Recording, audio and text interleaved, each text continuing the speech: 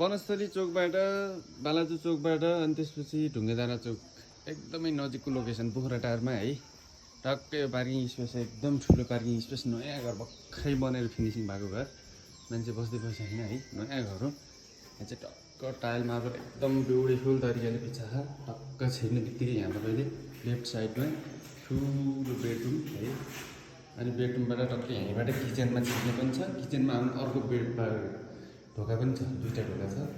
टक्क किचन है, टक्क किचनको साइडमा एउटा टोइलेट बाथरुम आफ्नै छ भित्र, नयाँ घरमा टोइलेट बाथरुम, एउटा कोठा एउटा किचन, भाडा मात्रै 14,000 मा यो भयो है। यहाँबाट गएपछि तपाईँले यता अर्को पाउनुहुन्छ, यता चाहिँ एउटा बेडरुम टक्कै है, एउटा बेडरुम। यहाँबाट गएर यो हल स्पेस भन्ने नै हुन्छ, किचन पनि यहीँ एटेच छ हलमै, अनि टक्क किचनकै साइडमा बाथरुम टक्कै यो यसले बेडरुम बनाएर पनि हुन्छ। यता साइडमा मजाले बेडहरू छ है, किचन पनि छ। अनि त्यसपछि गएर यसको माथिल्लो तलमा चाहिँ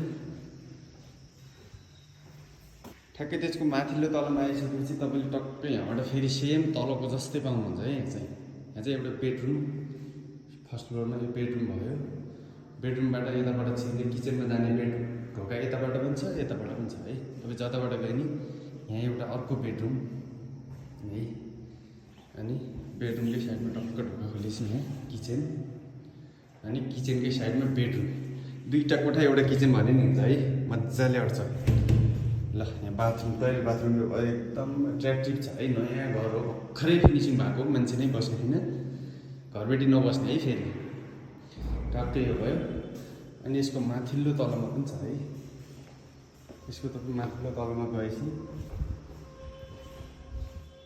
यतै साइडमा अर्को पनि है, यसको साइडमा एउटा अर्को पनि ल चट्टै यो एउटा किचन है, अनि यो किचनबाट एउटा बेडरुम है,